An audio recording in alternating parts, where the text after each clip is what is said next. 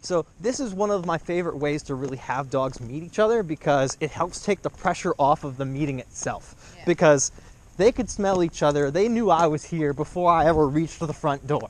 Right. Their senses are that powerful, so we can use that to our advantage. They don't need to be right up in each other's businesses to really get a feel for each other. See, now he's losing, well, kind of losing interest.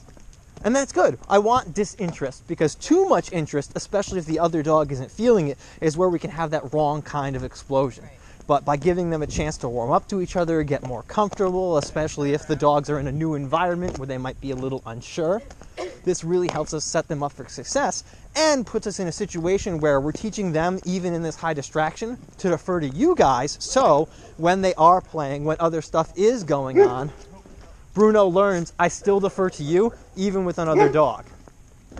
So I don't know if that's in the yard or... Had the electric pen. Okay, sit. So something we can do is same concept. You can give him a job to do, but we can see he's fixated on something he hears and doesn't even see. So let's turn around and walk away, and we'll see at what distance he's no longer fixated. Yep. Because that other dog is also really amped up and clearly not even on sight, just of sound and sense of this other dog around. Yep. Right. See, now that got him. He lost a little ground. Yeah. And it's that same thing. We're letting him know calmness gets you closer to that thing that you're curious about, but getting more amped up makes it take longer. And now we can see, he's checking out Cassandra, but not too much. And that's where we can really gauge how focused he is, how fixated he is on whether it's her or the dog down the street. I'd like to do a lot of these control loops, cast down, to really gauge where my dog's arousal is and the state of mind that they're in. Yep. So now I'm going to get a little closer. You can keep going this way. And all we do, as we see that Bruno is deferring to you, listening to you, doing really well, is we're not going to close the gap, encroach on his space, but we're going to just challenge him to the dogs to be a little closer together. This way, it's something where he goes, oh, okay, just having a dog be this close to me doesn't mean that I'm entitled to play, doesn't mean that play is necessarily going to happen, because, again, he's deferring to you for what we're going to do. He definitely got a little more excited when he got closer. And the closer any distraction is, the more tempting. We see him looking to the side a lot more.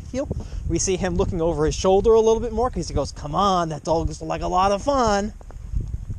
But it's not up to him if and when play is happening. It's not up to her. It's up to us. And we're only going to say yes if all of the things line up and say both dogs do in fact want to play, both dogs are comfortable with play, and we're in a setting where play is appropriate. And the middle of the road, the middle of the sidewalk aren't scenarios where play is appropriate. And that's why we really want it to be about that calmness on the walk.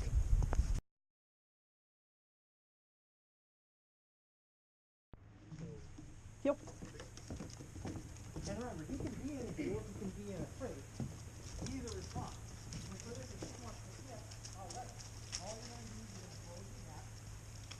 You're going to let him sit just a little bit, and then we're going to come around. Yep. Yep.